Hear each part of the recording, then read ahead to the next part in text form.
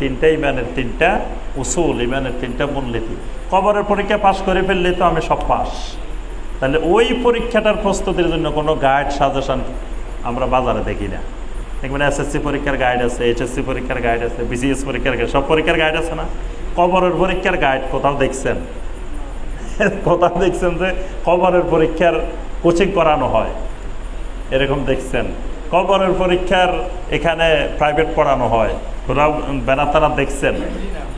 অথচ এটা কঠিন এক পরীক্ষা এবং যে কোনো মুহূর্তে শুরু হয়ে যাবে, অথচ ওই পরীক্ষার কোনো প্রস্তুতি নেই। তা আমার এই বইটা হলো এই কবরের পরীক্ষার প্রস্তুতি সম্পর্কে, কবরের পরীক্ষার গাইড। তারপর দ্বিতীয় বই হলো ইসলাম ও ইমান ভঙ্গের কারণ। বাংলাদেশে আমাদের মুসলিমদের ওযু ভাঙ্গে, নামাজ ভাঙ্গে, রোজা ভাঙ্গে, সব ভাঙ্গে, কিন্তু কারো ইমান ভাঙ্গে না। আজ পর্যন্ত কোথাও শুনছেন যে গাজীপুরে অমুক ভাইয়ের ইমান ভাঙ্গে গেছে? শুনছেন? শোনা যায় না। কারণ ইমান ভাঙ্গে এই ধারণাই তো মাথায় নাই। ইমান আবার ভাঙ্গে কেমনে? মুসলিমের ঘরে হয়েছি, ইমান তো আছেই, কিন্তু ইমানও যে ভাঙ্গি যায়, ইমান ভঙ্গেরও কারণ আছে। এই কারণগুলো আমরা এই বইতে তুলে ধরেছি। তারপরে কালেমে শাহাদাতের গুরুত্ব, শর্ত। আমরা সবাই কালেমে শাহাদাত পড়ি বসে আছি, আর একজন আরেকজনের কয় ভাই কালেমা যাতে একবার পড়ছি জান্নাতে তো যাম, এই ধারণা করে বসে আছে। নামাজ নাই, তাও কিন্তু জান্নাতে যাইব আশা করে বসে আছে। তাহলে আব্দুল্লাহ বিন উবাই, সে কি কালেমায় পড়ে নাই? পড়ছে না? আমাদের থেকে আরো সুন্দর করে পড়ছে। আমরা তো বাঙালি, এত শুদ্ধ আরবি করি, সুন্দর করে পড়তে পারি না। সে তো আরবি, মদিনার মানুষ, সে আরো সুন্দর করে পড়ছে না? তাহলে সে এত সুন্দর করে কালেমে শাহাদাত পড়িও জান্নাতে যাইতে পারে না, জাহান্নামী হয়েছে। তাহলে বোঝা যায় কালেমা পড়লেই জান্নাতি হয় না। ওই কালেমার সাথে কিছু শর্ত যুক্ত আছে। এই শর্ত থাকলে মানলে জান্নাতি, না মানলে জাহান্নামী। এই বইতে আমরা কালেমে শাহাদাতের গুরুত্ব, শর্ত আলোচনা করেছি। তারপরে বর্তমানে যেটা বের হয়েছে সেটি হলো আরকানুল ঈমান। ঈমানের 6টা রোকন আছে। আমাদের দেশে ঈমানে মুফাসসাল বলে, আমানতু বিল্লাহি ওয়া মালাইকাতিহি ওয়া কুতুবিহি ওয়া রাসূলিহি। কিন্তু এগুলো পড়ে, কিন্তু আল্লাহর উপর ঈমান কেমনে আনতে হয়, ফেরেশতার উপরে ঈমান কেমনে আনতে হয়, এগুলো সম্পর্কে কিন্তু কোনো জ্ঞান নাই। এই বইতে আমরা ঈমানের আরকানগুলো আলোচনা করেছি। তারপরে হজ উমরার উপরে ছোট একটা বই আছে, হজ উমরার সংক্ষিপ্ত মূল জিনিসগুলো। আর সমাজে বহুল প্রচলিত 100 জাল হাদিস, যেই জাল হাদিসগুলোর উপরে শিকট গেড়ে ভিত্তি হয়ে অসংখ্য শিরক বেদাত বিস্তার লাভ করছে, এবং এগুলার কারণ অনুসন্ধান করতে করতে করতে করতে গোড়ায় গেলে দেখা যায় ওই জাল হাদিসটা। এরকম 100টা জাল হাদিস আমি বাছাই করে এই বইতে একত্রিত করছি। তো এই বইগুলো যারা নিতে চান এখানে পাবেন, সংগ্রহ করতে পারবেন ইনশাআল্লাহ। আজকে নেন বা অন্য সময় নেন, এই বইগুলো সংগ্রহ করার চেষ্টা করবেন এবং পড়ার চেষ্টা করবেন ইনশাআল্লাহ। আচ্ছা, জি, এখানে বলছেন যে জি শায়েখ ডক্টর আবদুল্লাহ জাহাঙ্গীর স্যার রাহিমাহুল্লাহর ইসলামী আকীদা বই নিয়ে অনেক কথা হচ্ছে। এই বই নাকি অনেক ভুল। জি, আলহামদুলিল্লাহ, এই বইটি ডক্টর আবদুল্লাহ জাহাঙ্গীর রাহিমাহুল্লাহর ইসলামী আকীদা বইটি যখন সর্বপ্রথম প্রকাশিত হয়েছে তখন থেকে এ পর্যন্ত মনে হয়, আমার ধারণা, আমার থেকে বেশি বাংলাদেশে আর কেউ পড়ছে বলে আমার মনে হয় না। এই বইটা কতবার, কত অসংখ্যবার এক এক পৃষ্ঠা পড়া হয়েছে, যা গণনা নাই। এই বইয়ের উপরে আমি 75টা খুতবা দিয়েছি। এই বই থেকে নদ্দা সরকার বাড়ি জামে মসজিদে 75টা খুতবা দিয়েছি এই বই থেকে, ধারাবাহিক আকারে। এবং নদ্দা সরকার বাড়ি জামে মসজিদে এক সময় এই বই থেকে 75টা খুতবা শুরু করার আগে আমি ছিলাম ওখানের সম্মানিত মুতাওয়াল্লি সাহেব, আরও যারা যারা ছিলেন তাদের সবচাইতে প্রিয় আলেম। আমাদের সম্মানিত মুতাওয়াল্লি সাহেব বলতেন, এই 1 সপ্তাহ পরে পরে তাফসির হয়, এই 1 সপ্তাহ এমন কষ্টে থাকি, শুক্রবারে তাফসিরটা হইলে মনে হয় যে মন প্রাণ ভরে যায়, মানে আমার তৃপ্তি এসে যায়। একেবারে সামনে এসে আমার তাফসির শুনতেন না, মনোযোগ সহকারে। যখন এই বই থেকে 75টা খুতবা ধারাবাহিক শুরু করছি, তখন আমার চেয়ে খারাপ মানুষ আর ওই এলাকায় নাই। এখন আমাকে মসজিদ থেকে সরানোর জন্য যত রকমের যত কায়দা অবলম্বন করা যায়, এমন কোনো পন্থা, এমন কোনো কায়দা বাকি রাখা হয়নি। তাহলে আকীদা দেখেন এমন এক জিনিস, আকীদার আলোচনা যতদিন করি নাই এতদিন আমি সবচেয়ে ভালো ইমাম, ভালো খতিব, ভালো হুজুর। যখনই এই বই থেকে আমি ইসলামী আকীদার আলোচনা শুরু করেছি এবং ইসলামী আকীদার উপরে ৭৫টা খুতবা দিয়েছি এবং খুতবার রেফারেন্সগুলো এখন আমার ডায়েরিতে লেখা আছে। এসব স্যারের এই বই থেকে, ইসলামী আকীদা বই থেকে রেফারেন্সগুলো দিয়েছি, আয়াতগুলো, হাদিসগুলো, পয়েন্টগুলো সব। তখনই প্রতি জুমায় দেখতাম যে দল বেঁধে এসে আমার আলোচনার মাঝখান দিয়ে অমুক দিন বসেন, আপনার সাথে বহস হইব, অমুক দিন বসেন, আপনার সাথে এটা হবে। একদিন কিছু ভাই এসছে, কয় আগামী সপ্তাহে বায়তুল মোকাররমের খতিব সাহেব আসবো, আপনাকে নিয়ে বসবো। আমি বললাম আলহামদুলিল্লাহ, এই মসজিদে বায়তুল মোকাররমের খতিব সাহেব আসবে, এতে শুভ সংবাদ তো আর কিছু নাই। বায়তুল মোকাররম সাহেব খতিব সাহেবের দাওয়াত দিয়ে আনতেই তো 1 বছর 2 বছর লাগে। তো নদ্দা সরকার বাড়ি মসজিদে বায়তুল মোকাররমের খতিব এসে যাবে, এর থেকে খুশির খবর তো আর নাই। আপনি আগামী শুক্রবারে আনেন, আগামী শুক্রবারে এখানে জুমার ইমামতি করবো বায়তুল মোকাররমের খতিব সাহেব, এবং আমি থাকবো মুসল্লি হিসেবে ওনার পিছনে। এরপরে এই যে বিষয়গুলো বলছি এগুলো নিয়ে ওনার সাথে কথা বলবো, আমি শিখবো ওনার থেকে, অসুবিধা কি? যদি ভুল হয় উনি আমাকে শিখাবেন। এবং বায়তুল মোকাররমের বর্তমান যিনি খতিব আছেন, এখনও যিনি খতিব পদে আছেন, তিনি হয়তো এখন জুমা পড়ান না, অসুস্থ, তিনি এখনও কিন্তু খতিব পদে আছেন। তিনি আমার সরাসরি শিক্ষক। আমি ঢাকা আলিয়া মাদ্রাসায় ওনার বুখারীর দার্সে অনেক দিন অনেক ক্লাসে বসছি। উনি সহিহ আল বুখারী পড়াইতেন ঢাকা আলিয়া মাদ্রাসা কামেলে। আমি কামেলে ওনার বুখারীর ক্লাসে ছিলাম, উনি আমার শিক্ষক। আমি বললাম যে অসুবিধা কি, আমার ওস্তাদ আসবে, আমি তো আরো খুশি। পরে এই পর্যন্ত আর আসে নাই, এখনো সরকার বাড়ি মসজিদে। অর্থাৎ আমি যে কথাটা বলতেছিলাম যে এই আকীদা এমন এক জিনিস, আকীদার কারণে বাপ ছেলে একজন আরেকজনের শত্রু হয়ে যায়। তো আলহামদুলিল্লাহ এই বইটি এই উম্মার জন্য, বাংলাভাষী মুসলিম উম্মার জন্য আমার দৃষ্টিতে সবচাইতে গুরুত্বপূর্ণ বই। এবং এই বইয়ের প্রথম থেকে শেষ পর্যন্ত আমি তো অসংখ্যবার পড়া হয়েছে, কোথাও আমি কোনো ভুল ত্রুটি আমি পাইনি। এবং ওনার এই আকীদার বিষয়গুলোকে আমি পূর্ববর্তী সালাফদের আকীদার সাথে মিলেই দেখছি, যে এখানে শায়খে স্যার যেগুলো লিখছেন এগুলো কি পূর্ববর্তী সাহাবায়ে কেরামের আকীদা, তাবেঈনদের আকীদা, তাবেঈনদের আকীদা, বা ইমাম আবু হানিফা রাহমাহুল্লাহর আকীদা, ইমাম শাফি রহমতুল্লাহের আকীদা, ইমাম মালিক রহমতুল্লাহের আকীদা, বা শাইখুল ইসলাম ইমাম ইবনে তাইমিয়া রাহমাহুল্লাহর আকীদা, ইবনুল কাইয়্যিম রাহমাহুল্লাহর আকীদা, পূর্ববর্তী এরকম ইমাম বুখারী, মুসলিম, তিরমিজি, মুহাদ্দিসিনদের আকীদা, তাদের সবার আকীদার সাথে হুবহু মিল। মানে স্যার এখানে নিজের থেকে একটা শব্দও লেখেন নাই, যা লিখেছেন এই বইতে পূর্ববর্তী সাহাবায়ে কেরাম থেকে শুরু করে সকল সালাফে সালেহিনের আকীদা যেটা সেটাই লিখছেন।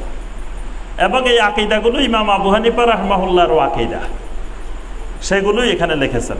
তো যারা এগুলোকে ভুল বলার চেষ্টা করেন, প্রথম কথা হলো তারা হয়তো এই বই ভালো করে পড়েন নাই, এরকম হইতে পারে। কারণ বইটা একটু বড় বই, এটা পড়তে সময় লাগবে। এটা 1 পাতা 2 পাতা মাঝখান দিয়ে পড়ে এটা নিয়ে মন্তব্য করা যাবে না। তারা ভালোভাবে গভীরভাবে পড়েন নাই।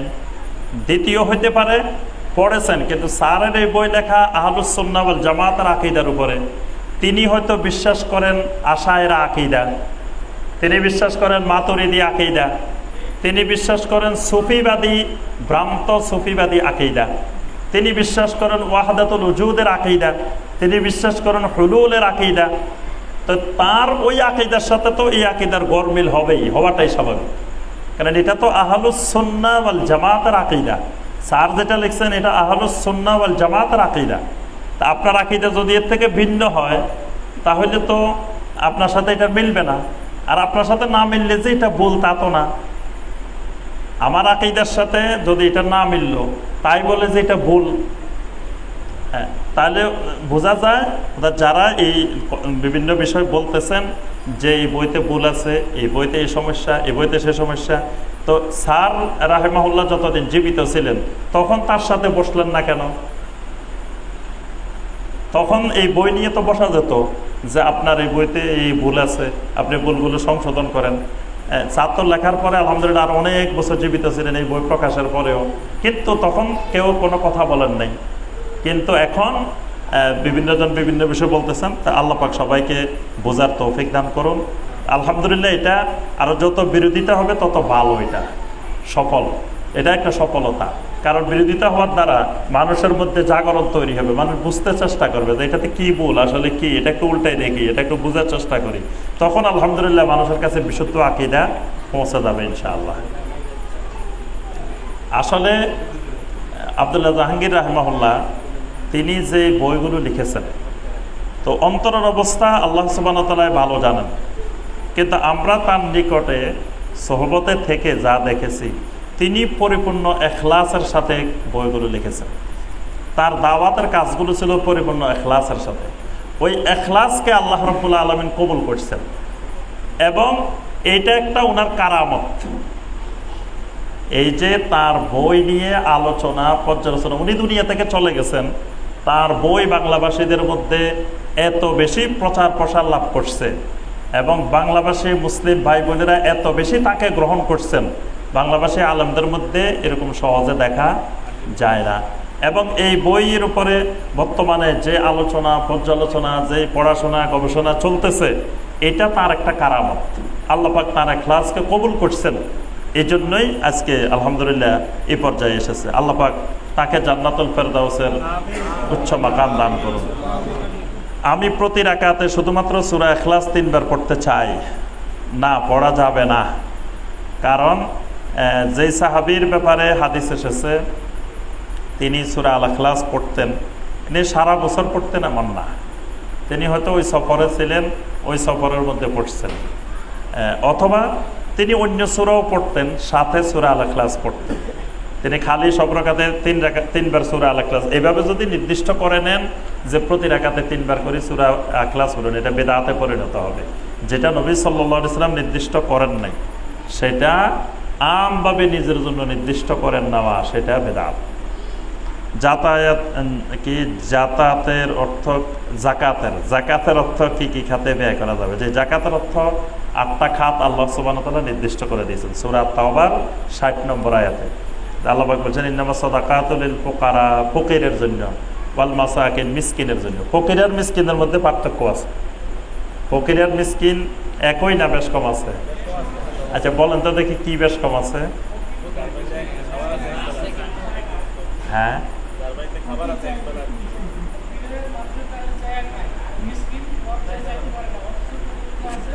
জি না, অনেক পার্থক্য আছে। তবে আমি একটা পার্থক্য কিছুদিন আগে একজন সালাফের কিতাবের মধ্যে পেয়েছি, খুবই গুরুত্বপূর্ণ একটা পার্থক্য, যে ফকির আর মিসকিনের পার্থক্য।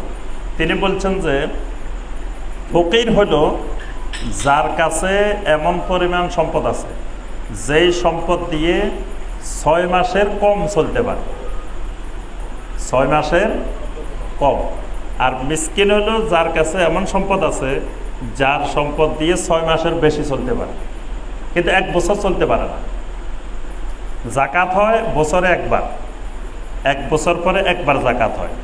তো ফকির আর মিসকিন, ফকির হলো এমন পরিমাণ সম্পদ আছে 6 মাসও যায় না, 2 মাস 3 মাস হলে ওই সম্পদে তার শেষ হয়ে যায়, 6 মাস চলতে পারে না। আর মিসকিন হলো মানে 6 মাসের বেশি যায় কিন্তু 1 বছর যায় না।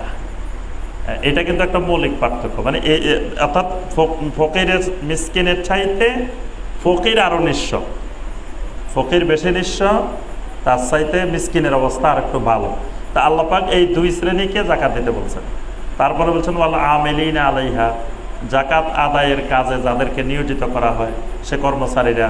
ওয়াল মুআল্লাফাতি কুলুবুহুম, মুআল্লাফায়ে কুলুব এটার অনেক ব্যাখ্যা রয়েছে, তার মধ্যে জমহুরদের ব্যাখ্যা হলো যে নবমুসলিম ইসলাম গ্রহণের পরে অসহায় যদি হয়ে পড়ে, যে তার পরিবার পরিজন থেকে সমাজ থেকে বিচ্ছিন্ন হয়ে গেছে, সে অসহায় হয়ে গেছে, তখন তাকে সাময়িক ইসলামের উপরে টিকিয়ে রাখার জন্য তাকে জাকাতের অর্থ দেওয়া হয়। এটা মুআল্লাফাতুল কুলুব। আবার কেউ কেউ ওই ব্যাখ্যা দিয়েছেন যে এরকম মুসলিম যদি হয় যে ইসলাম গ্রহণে উদ্বুদ্ধ, তাকে কিছু জাকাত দিলে সে ইসলাম গ্রহণ করবে। তবে নবী সাল্লাল্লাহু আলাইহি ওয়াসাল্লাম যখন মানে বদরের আগে বা মক্কা বিজয়ের আগে যখন ইসলাম শক্তিশালী হয় নাই তখন এরকম কিছু অমুসলিম যুবককে জাকাতের অর্থ দিতেন। কিন্তু যখন ইসলাম বিজয়ী হয়ে গেছে এরপর থেকে নবী সাল্লাল্লাহু আলাইহি ওয়াসাল্লাম নিষেধ করে দিয়েছেন যে এখন থেকে ইসলাম বিজয়ী, এখন থেকে আর অমুসলিম যুবকদেরকে এইভাবে দেওয়া যাবে না। তো এই জন্য মুআল্লাফায়ে কুলুব হলো শুধু মুসলিম, নব মুসলিম, অমুসলিমকে আমরা এখন আর ওইভাবে দেওয়ার দরকার নেই। তারপরে হলো ওয়াফের রেকাব, রেকাব হলো গোলাম আজাদ, গোলাম যদি থাকে শর্ত অনুযায়ী যদি আজাদ করতে হয়। তারপরে ওয়াল গারিমিনা আলাইহা, ঋণগ্রস্ত। ঋণগ্রস্তটা দুই ধরনের ঋণগ্রস্ত মানুষ আছে। এক ধরনের ঋণ আছে তার যে পরিমাণ ঋণ নিছে ওই পরিমাণ সম্পদও আছে। ধরেন ঋণ নিয়ে 10 তলা বাড়ি করছে, সে অনেক ঋণের অধিকারী, তারা জাকাত দেওয়া যাবে না, কারণ সে ঋণ নিয়ে বাড়ি করছে, বাড়িটা তো আছে। কিন্তু এখানে ঋণগ্রস্ত হলো সে ঋণ নিছে অভাবের কারণে, খাই ফেলছে, এখন আদায় করার মতো সামর্থ্য নাই, এরকম ঋণগ্রস্ত। ওয়াফের ওয়াল গারিমিন ওয়াফি সাবিলিল্লাহ। 7 নম্বর হলো সাবিলিল্লাহ। সাবিলিল্লাহর খাতটা অনেক ব্যাপক। সাবিলিল্লাহ বলতে জেহাদ ফি সাবিলিল্লাহ। আমভাবে কোরআনে হাদিসে যদি শুধু সাবিলিল্লাহ বলা হয় তখন মুফাসসিরিনে কেরামের মত হলো সেটা জেহাদ ফি সাবিলিল্লাহ। তবে এলেমটাকে নবী সাল্লাল্লাহু আলাইহি ওয়াসাল্লাম জেহাদ ফি সাবিলিল্লাহ বলছেন। মান খারাজা ফি তালাবিল ইলমি ফাহুয়া ফি সাবিলিল্লাহ হাত্তা ইয়ারজিয়া। যে ব্যক্তি এলেম অর্জনের জন্য বাড়ি থেকে বের হলো, নবী সাল্লাল্লাহু আলাইহি ওয়াসাল্লাম বলছে সে আল্লাহর রাস্তায় বের হয়েছে, যতক্ষণ না সে ফিরে আসে। তাহলে এলেম অর্জনের ব্যবস্থাটাও জিহাদ ফি সাবিলিল্লাহর আওতাভুক্ত। এই জন্য অনেক আহলুল ইলম বলছেন ফি সাবিলিল্লাহর মধ্যে 1 নম্বরে জিহাদ ফি সাবিলিল্লাহ, 2 নম্বরে এলমের ব্যবস্থাপনার জন্য এখানেও জাকাতের অর্থ ব্যয় করা যাবে। আর সর্বশেষ যেটা 8ম হলো ওয়াবনিস সাবিল। ওয়াবনিস সাবিল হলো মুসাফির। মুসাফির তার রাস্তায় বিপদে পড়ছে। বর্তমানে এরকম হয় না, বর্তমান তো আপনার বিপদে পড়লে বিকাশে পাঠাই দিয়ে বিভিন্নভাবে পাঠাই দিতে পারে, এখন আর এরকম অসহায় সহজে হয় না। তবুও আল্লাহ পাক এই খাত রেখেছেন, কোনো জায়গায় এরকম সমস্যা হতে পারে। আচ্ছা, কান্তারা সম্পর্কে জানতে চাচ্ছে। কান্তারা হলো বিপুল পরিমাণ সম্পদ। কোন কান্তারা? 2 ধরনের কান্তারা আছে। কোরআনে কারিমে যে কান্তারা ব্যবহার হয়েছে, মিনাল আল্লাহ বলছে যুজ্জানা লিন্নাসি হুব্বুশ শাহাওয়াতি মিনান নিসাই ওয়াল বানিনা ওয়াল কানাতিরিল মুকান্তারাতি মিনাজ যাহাবি ওয়াল ফিদ্দা। এই কান্তারা হলো রাশি রাশি সম্পদ। আর হাদিসের মধ্যে কান্তারা বলতে বোঝানো হয়েছে আপনার এই ফুলসেরাত পার হওয়ার পরে জান্নাতে ঢোকার আগে মাঝখানে একটা সেতু থাকবে, এই সেতুকেও কান্তারা বলা হয়েছে। ওই সেতুতে জান্নাতীরা অবস্থান করবে। এরপরে নবী সাল্লাল্লাহু আলাইহি ওয়াসাল্লামের শাফাআতের মাধ্যমে তাদেরকে আল্লাহ পাক জান্নাতে ঢুকাবে। ইটিপির চাকরি করা কি হালাল? ইটিপিটা বুঝি নেই। ইটিপি মানে কি? জি, ইটিপি বলতে কি বুঝাইছেন এটা?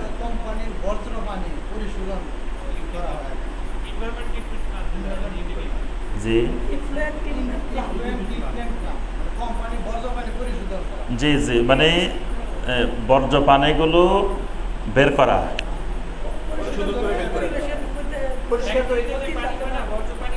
জি, ও তো এটা তো অসুবিধা কি? এটা তো শরীরে কোনো অসুবিধা নাই, এটা তো খারাপ কিছু না।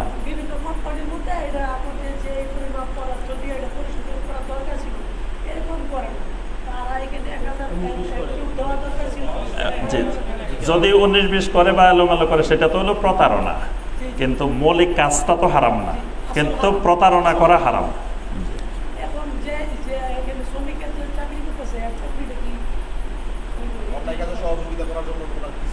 না, অন্যায় কাজে বলতে সে যদি স্পষ্ট জানে যে এখানে প্রতারণা হচ্ছে, ঠিকমতো যা অঙ্গীকার করা হচ্ছে সেভাবে দেওয়া হচ্ছে না, বা যা চুক্তি সেই অনুযায়ী দেওয়া হচ্ছে না, তখন তার সেখানে চাকরি করা যায় যাবে না। জি জি, বুঝতে পারছি। এটা প্রতারণা, তখন তার সাথে থাকা মানে আমি তার প্রতারণায় সহযোগিতা করা।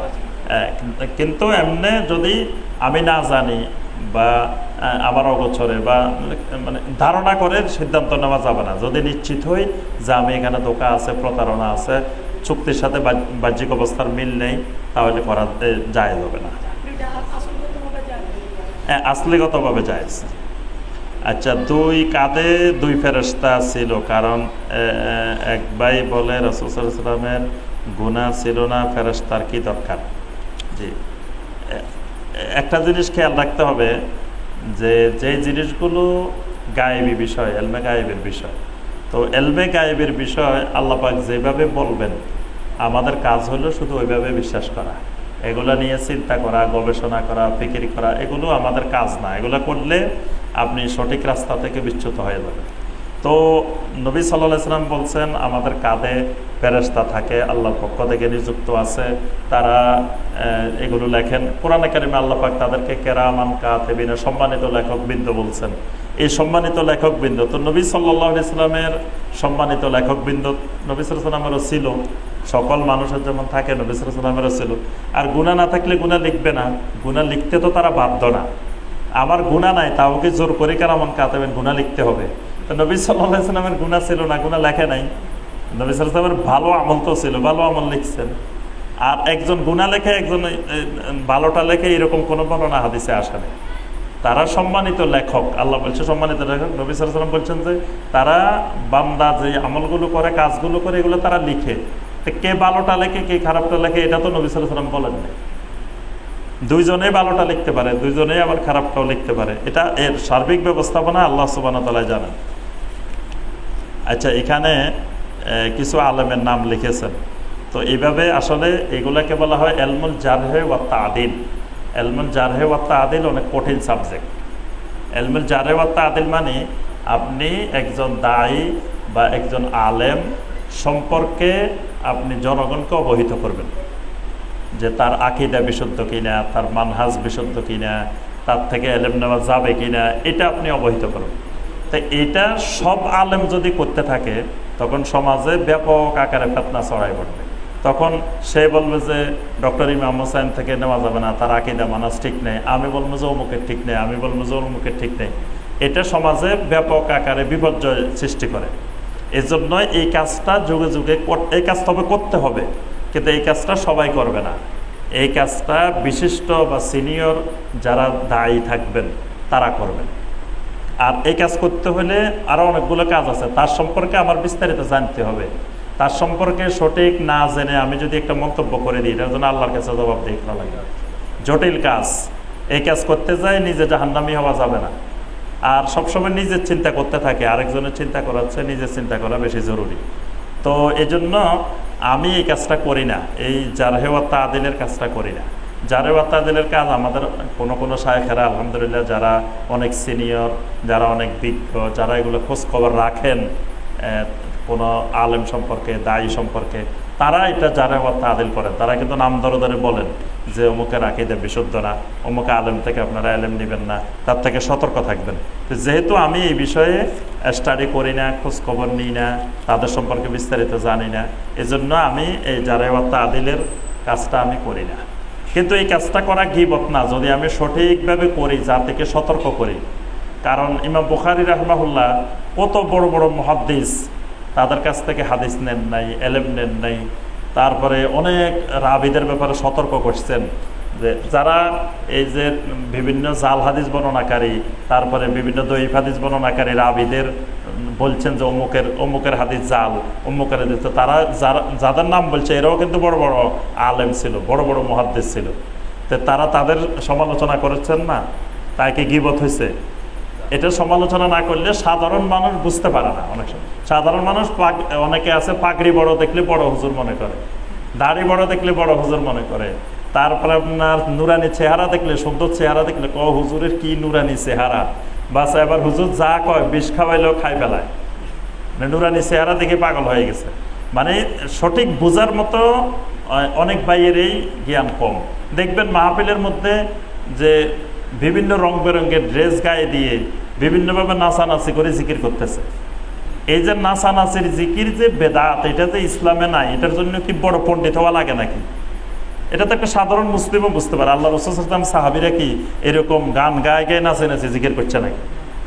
অথচ দেখবেন এদের সামনে হাজার হাজার মানুষ নাচতেছে আর গান গাইতেছে এদের সাথে সাথে। তাহলে বোঝা গেল সাধারণ মানুষের মধ্যে অধিকাংশই এই বিষয় সম্পর্কে, তাদের দিন সম্পর্কে বা আকীদা সম্পর্কে, মানহাজ সম্পর্কে জ্ঞান একেবারে শূন্যের কোটায়। এই জন্য ওলামায়ে কেরাম সতর্ক করতে হয় যে অমুক দায়ী থেকে, অমুক আলেম থেকে সতর্ক থাকবেন, তার আকীদা সমস্যা আছে, তার মানহাজের সমস্যা আছে, তার এটাও করা যাবে, এটাও গীবতের পর্যায়ে পড়বে না। কিন্তু এটা সবাই করবে না। ধরেন একজন বড় শেখ ভিডিও করে সেটা পাঠাইলে সম্পর্কে আলোচনা করবে যে ওই দায়ী এই সমস্যা আছে। কারণ আমরা যারা সাধারণ আছি এরা এই ভিডিওগুলো ফেসবুকে প্রচুর শেয়ার করতেছে। এই ক্ষেত্রে কি আমাদের কোনো সতর্কতা আছে না? শেয়ার করতে দেয় আবার অনেকের ক্ষেত্রে দ্বন্দ্ব হইতেছে, কথা হচ্ছে। হ্যাঁ, ঠিক আছে। এটা যখন একজন নির্ভরযোগ্য শায়েখ তিনি যখন এই জরাবত্তা আদিলের কাজটা করবেন যে অমুকের ব্যাপারে আপনারা সতর্ক থাকবেন, অমুকের ব্যাপারে আকিদাগত মানহাজগত সমস্যা আছে, আমরা আর প্রশ্ন না দিয়ে আমরা শেষ করে দেবো। জি, তো এই যখন আমরা এরকম পাবো তখন এটা তো প্রচার করতে হবে, কারণ এটা তো প্রচার করার জন্যই দেওয়া হয়েছে যাতে মানুষ জানতে পারে, সতর্ক থাকে। তবে এটা যখন দিবেন তখন ওই আলেমেরও তো অনুসারী আছে, ওই অনুসারীরা বিভিন্ন মন্তব্য করবে, বিভিন্ন কথা বলবে, কিন্তু আপনি এক্ষেত্রে চুপ থাকতে হবে, সবর করতে হবে। আপনার উদ্দেশ্য কাউকে খাটো করা, কাউকে অপমান করা বা কারোর সাথে ঝগড়া লাগানা। আপনার উদ্দেশ্য হলো উম্মাকে সতর্ক করা। সতর্ক করছেন, কে মানছে কে না মানছে, কে গ্রহণ করছে এটা তার ব্যাপার, কিন্তু সতর্ক করে দেওয়া। আমরা যে আলোচনাগুলো করি এই আলোচনাগুলো একজন, দুইজন, পাঁচজন, যেই কয়জনে গ্রহণ করে করতে পারে, আর যে গ্রহণ করবে না সে না করলে কোনো অসুবিধা নেই, এটা তার ব্যাপার। তো এই জন্য এটা নিয়ে ঝগড়াঝাটি না করে বা ফেসবুকে বিভিন্ন অমুকে অমুক সেই বিভিন্ন কথাবার্তা না বলে বা শুধু এটা পৌঁছায় দেওয়া। আহলে সুন্নাহর সাথে আশায়েরা মাতুরিদীদের মৌলিক পার্থক্য কি? যে আহলে সুন্নাহর সাথে আশায়েরা মাতুরিদীদের অনেকগুলো পার্থক্য আছে। সেগুলো আপনার আমাদের এই নদ্দা সরকার বাড়ি মসজিদের আমাদের ওয়েবসাইটে 2টা ভিডিও পাবেন। একটা আলোচনা আছে আমার যে আহলে সুন্নাহ ওয়াল জামাতের সাথে আশায়েরা মাতুরিদীদের আকীদার পার্থক্য, আরেকটা আছে লম্বা আলোচনা, প্রায় 1.5 ঘন্টা 2 ঘন্টার আলোচনা, আমাদের ডক্টর আবু বকর মোহাম্মদ জাকারিয়া হাফেজাহুল্লাহর আলোচনা। উনি একবার বিস্তারিত আলোচনা করছেন আশায়েরা আকীদা কি, মাতুরিদী আকীদা কি। আপনি একটু শুনলে বুঝতে পারবেন যে এটা কত ভয়াবহ, কত মারাত্মক আশায়েরা আকীদা, মাতুরিদী আকীদা। কিন্তু আমাদের দেশের আমরা আকীদা সম্পর্কে জ্ঞান না থাকার কারণে, আরেকটা হলো আমরা সবসময় মানুষের থেকে আকীদা লুকাই রাখি, বলি যে আকীদা খুব কঠিন জিনিস, এগুলো সাধারণ মানুষের সামনে বলা যাবে না, আলোচনা করা যাবে না, এগুলো খালি আলেমেরা জানবে। তো সাধারণ মানুষ আকীদা সম্পর্কে একেবারেই অজ্ঞ। আশায়েরাও বুঝে না, মাতুরিদীও বুঝে না, সুফিবাদীও বুঝে না, তারপরে এলমে কালামও বুঝে না, তা কোনোটাই বুঝে না। আহলে সুন্নাহ ওয়াল জামাতও বুঝে না। এমনি ওই স্লোগান দেয় যে আমরা আহলে সুন্নাহ ওয়াল জামাত জিন্দাবাদ, আহলে সুন্নাহ ওয়াল জামাত জিন্দাবাদ, সুন্নিয়ত জিন্দাবাদ, এমনি সুন্নি, কিন্তু সুন্নিয়তের আকীদা কি ওইটা সম্পর্কে কিন্তু কোনো জ্ঞান নাই। আহলে সুন্নাহ ওয়াল জামাতের সাথে আশায়েরা মাতুরিদীর মৌলিক একটা পার্থক্য হলো আল্লাহ সুবহানাহু ওয়া তাআলার সিফাত নিয়ে। আল্লাহ সুবহানাহু ওয়া তাআলার সিফাত নিয়ে, আল্লাহর সিফাতগুলোর ব্যাপারে আমাদের আকীদা হলো, আহলে সুন্নাহ ওয়াল জামাতের আকীদা হলো আল্লাহর সিফাতকে কোনো প্রকারের ধরন নির্ধারণ ব্যতিরেকে, কোনো ধরনের ব্যাখ্যা বিশ্লেষণ ছাড়া, আল্লাহকে সিফাত মুক্ত করা ছাড়া যেভাবে আল্লাহ এবং আল্লাহ রসুল বলছেন হুবহু সেইভাবে সরল অর্থে এটা বিশ্বাস করা।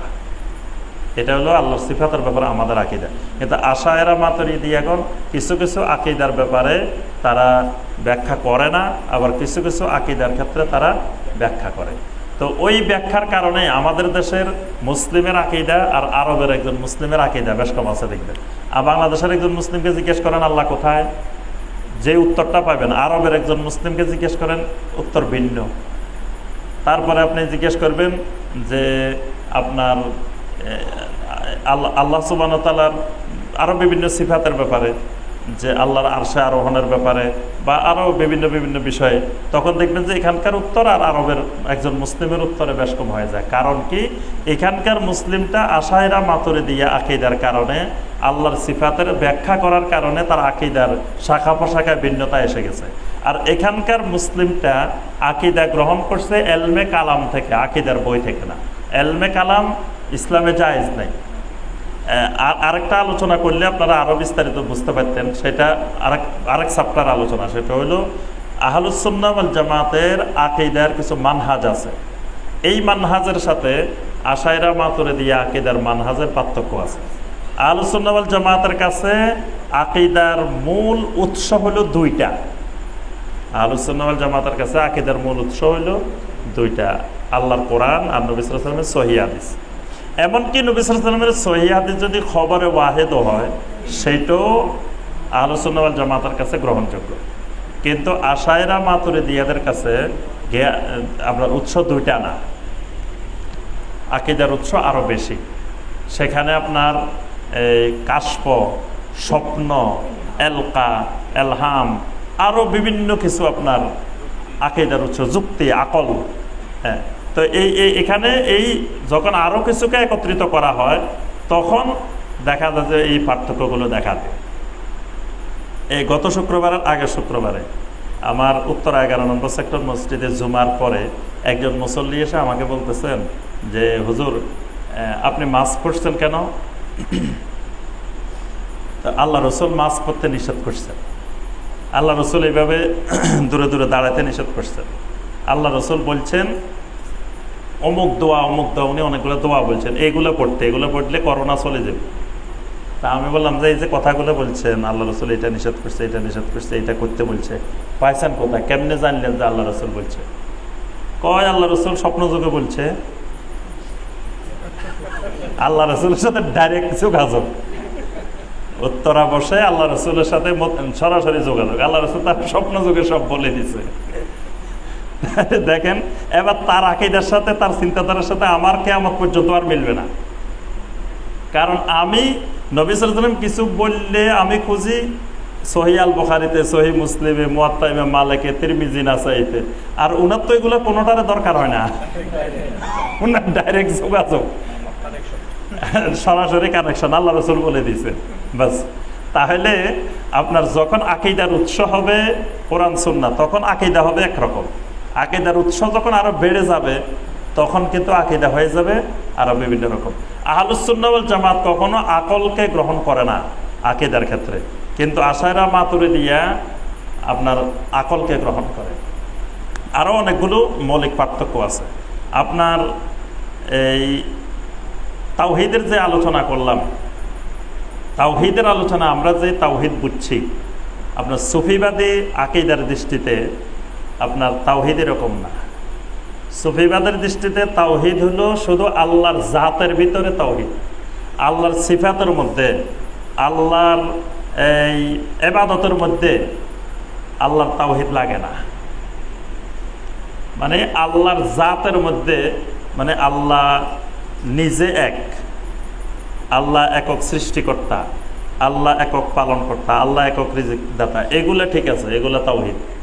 কিন্তু আল্লাহর সিফাতের ক্ষেত্রে তাওহীদ লাগে না। এজন্য আল্লাহর অনেক সিফাত তারা ধারণ করে। এজন্য দেখবেন আমরা বলি যে এই মানুষ কার গোলাম, আমরা কার গোলাম? অনেক মুসলিম আছে দেখবেন বলে যে আমরা মুহাম্মদ সাল্লাল্লাহু আলাইহি ওয়াসাল্লামের গোলাম, আমরা আলা হযরতের গোলাম, আমরা অমুকের গোলাম। মানে মানুষের গোলাম হয়ে যায় সাথে সাথে। কেন হয়ে যায়? তাদের দৃষ্টিতে ওই আল্লাহর সিফাতের মধ্যে তাওহীদ লাগে না, একত্ব লাগে না। ইবাদতের ক্ষেত্রে একত্ব লাগে না। আমরা বলি যে আল্লাহ ছাড়া কারোর ইবাদত করা যাবে না, তাদের দৃষ্টিতে কিন্তু আল্লাহ ছাড়া অন্যের ইবাদত করা যায়। এজন্য সাজদা করে কবরে, সাজদা করলেও তাদের ইমানের কিছু হয় না। কারণ ওই যে আল্লাহ ছাড়াও অন্য জায়গায় ইবাদত করা যায়, ইবাদতের তাওহীদ লাগে না। আবার তাদের তাওহীদের দৃষ্টিতে আপনি যখন এই আল্লাহমুখী হয়ে যাবেন, আপনার ভিতরে যখন মুশাহাদা মুরাকাবা চলে আসবে, প্রথম আসবে মুরাকাবা, তারপরে আসবে মুশাহাদা। মুশাহাদা আসলে আপনি সরাসরি আল্লাহকে দেখবেন, মানে এটা হলো মুশাহাদা, মানে প্রত্যক্ষ করা, সরাসরি দেখবেন। দেখার পরে আপনি ফানা হয়ে যাবেন, ফানা বিল্লাহ হয়ে যাবেন। ফানা বিল্লাহ থেকে আপনি বাকা বিল্লাহ হয়ে যাবেন। বাকা বিল্লাহর মাধ্যমে আপনি ওয়াহাদাতুল উজুদ বা হুলুলে চলে যাবেন, মানে আল্লাহর আপনি এক হয়ে যাবেন। এটাকে তারা তাওহীদ বলে। তাওহীদ মানে ঐক্য হওয়া, ওয়াহদা, এক হওয়া। এটা ওয়াহদাতুল উজুদকে তারা তাওহীদ মনে করে, যে আপনি এমন পর্যায়ে চলে গেলেন আল্লাহর আপনি মিশে গেছেন, আপনার ভিতরে আল্লাহ ঢুকে গেছে, আল্লাহর ভিতরে আপনি ঢুকে গেছেন, তখন আপনি তাওহীদবাদী হয়ে গেছেন। এটা কিন্তু সুফিবাদের দৃষ্টিতে তাওহীদ। এই হলো আকীদাগত। আরো অনেক অনেক পার্থক্য আছে। আচ্ছা, তাওহীদ ও আকীদার মধ্যে সম্পর্ক, পার্থক্য যদি স্পষ্ট করে বলতেন। জি, আকীদা হলো বিশাল অংশ। আকীদার একটা মৌলিক অংশ হলো তাওহীদ। মানে আকীদার মধ্যে শুধু তাওহীদ না, আকীদার মধ্যে রিসালাত, আরো অনেক জিনিস অন্তর্ভুক্ত। এই সবগুলোর মধ্য থেকে একটা গুরুত্বপূর্ণ অংশ হলো তাওহীদ। জোহরে 4 রাকাত সুন্নত 2 রাকাত করে নাকি একসাথে 4 রাকাত? নবী সাল্লাল্লাহু আলাইহি ওয়াসাল্লাম বলছেন সলাতুল লাইলি ওয়ান নাহারে মাসনা মাসনা, রাতের এবং দিনের নামাজ 2 রাকাত 2 রাকাত। এই জন্য শাইখ বিন বাজ রাহমাহুল্লাহ, শাইখ উসাইমিন রাহমাহুল্লাহ ওনাদের ফতোয়া হলো যে 4 রাকাতের সুন্নত যেগুলো, এগুলো 2 রাকাত করে পড়াটা আফদাল, উত্তম হলো 2 রাকাত করে পড়া। তবে একসাথে 4 রাকাত পড়াও যাবে, তবে উত্তম হলো 2 রাকাত। আমরা কারো ব্যাপারে যেহেতু বলি নাই, আর কারো নাম ধরে বলার দরকার নেই যে সুবহানাকা আল্লাহুম্মা বিহামদিকা আশহাদু আল্লা ইলাহা ইল্লা আনতা আস্তাগফিরুকা ওয়া আতুবু ইলাইক।